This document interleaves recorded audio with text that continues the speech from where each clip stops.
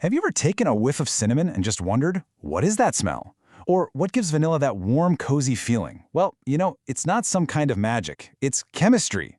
And today, we're diving into the amazing family of organic compounds behind some of the most powerful scents we know, aldehydes and ketones. Let's get into it.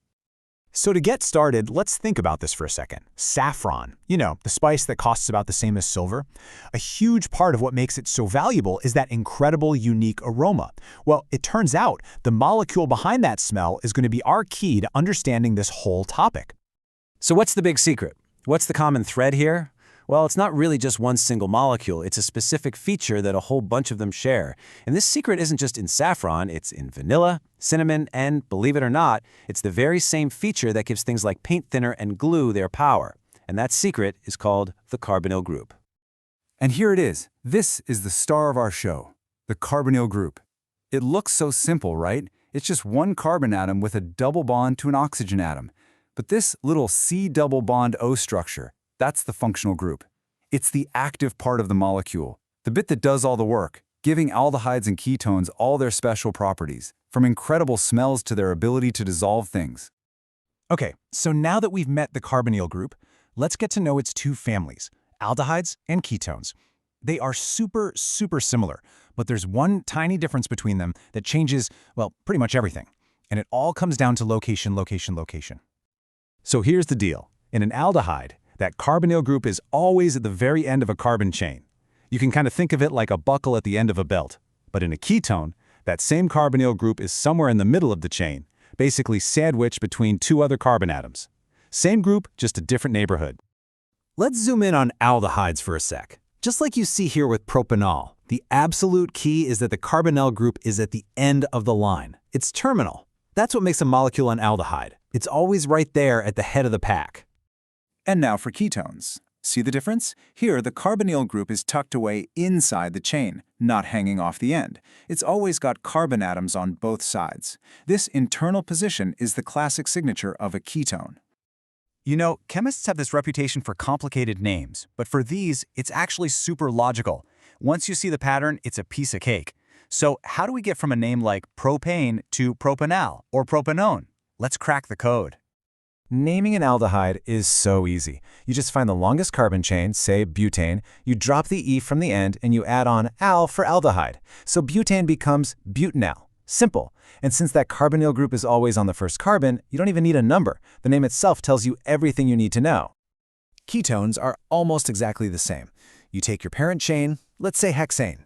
Drop the E, but this time you add -one for ketone. Boom, hexanone. Now, here's the one little twist. Since the carbonyl group can be in a few different spots in the middle, we just add a number to say where it is. So, hexane 3,1 tells you that C double bond O is right on the third carbon. Easy, right? Okay, so we know what they are, we know how to name them, but where do they actually come from? Well, it turns out they've got a really close relationship with another family of compounds we're all familiar with, alcohols. They can actually turn into each other back and forth in this really neat reversible process. This is the big question, right? They don't just appear out of nowhere. We can actually make them. And believe it or not, the starting ingredient is often just a simple alcohol. The whole process is called oxidation. So if you start with a primary alcohol, that just means the alcohol group is at the end of the chain, and you carefully oxidize it, you can create an aldehyde. What's basically happening is the reaction snips off a couple of hydrogen atoms, and bam, a C double bond O appears right where that alcohol group used to be. And you can probably guess what happens if the alcohol group is in the middle of the chain, on a secondary alcohol, right? Exactly. You do the same controlled oxidation, but this time you get a ketone. Same process, but because you started in the middle, you end up in the middle. Now here's a really cool catch. This trick doesn't work on every single alcohol. If you have a tertiary alcohol where the carbon with the OH on it is already bonded to 3 other carbons, it just won't play ball. There's no hydrogen in the right spot for the reaction to grab, so nothing happens. And get this, it is not a one-way trip. This is what's so cool about the relationship here. The reaction can go completely in reverse. If you take an aldehyde or a ketone and you add hydrogen back in, a process called hydrogenation, they turn right back into alcohols. Aldehydes go back to being primary alcohols and ketones go back to being secondary alcohols. It's a perfect chemical two-way street.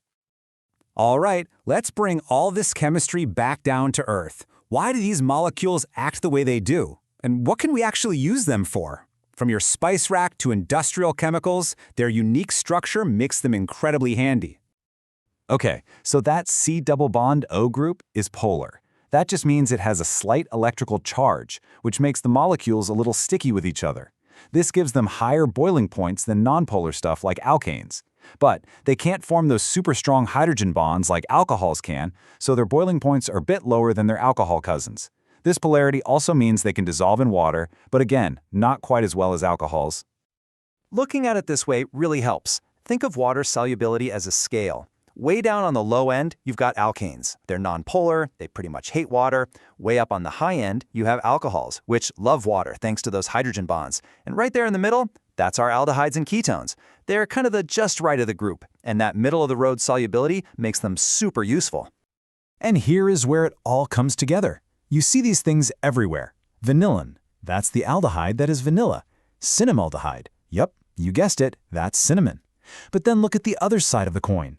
Propanone is the ketone we all know as acetone in nail polish remover. And formaldehyde, the simplest aldehyde, is a workhorse in things like glues and resins. Just think about that for a second. The exact same chemical feature, that little carbonyl group, is responsible for the comforting smell of vanilla and the industrial strength power of nail polish remover. The only difference is the rest of the molecule that's attached to it. It's just a stunning example of how one tiny change in structure can lead to a massive change in what a molecule does. So next time you smell cinnamon, or use a solvent, remember that tiny but mighty carbonyl group that's doing all the work. It really makes you wonder, doesn't it? From priceless spices to paint thinner, what other amazing chemistry is hiding all around us, just waiting in plain sight?